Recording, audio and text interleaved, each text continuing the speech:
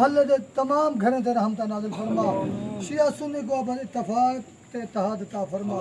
मेरा मौला बे औलादों को औलाद दे औलाद वाले को बख्श दे बेखाने को साहिब खाने दे कर रावे ने मुसाफिर को वतन से पहुंचा मेरा मालिक 12 से 14 वास्ते जो बेगुनाह कह दिन रिहाई अता फरमा जो बीमार शिफा कामला अता फरमा मेरा अल्लाह मोहम्मद व अहले बैत मोहम्मद वास्ते सारी दुआ को मुस्तजाब फरमा साढ़े 12 में आका तो जल्द हो फरमा रब सल्ली अला मोहम्मद व आल मोहम्मद बुलंदतर सलवात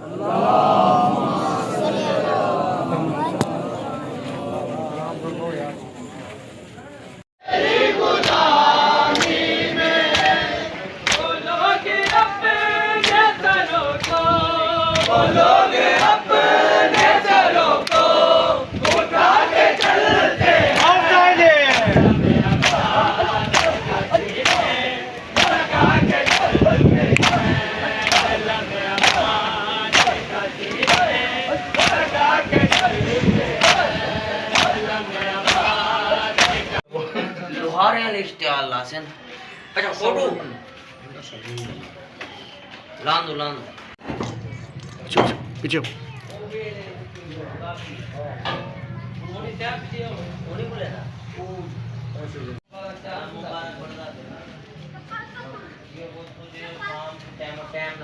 चाओ सही तो दिखते ना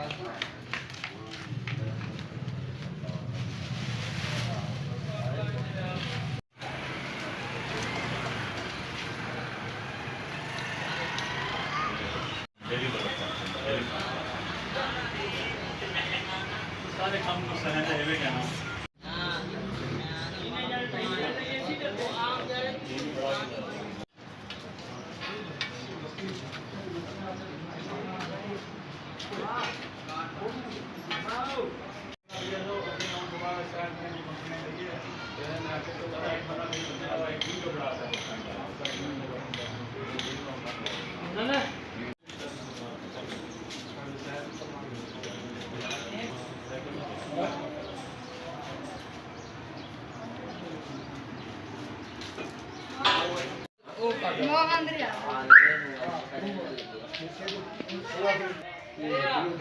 ते हूं बोलदा है यार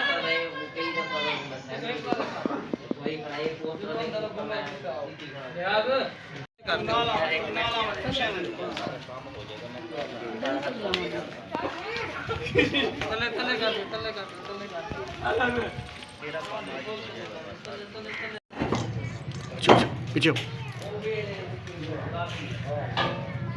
याद पीछे होनी बोले ना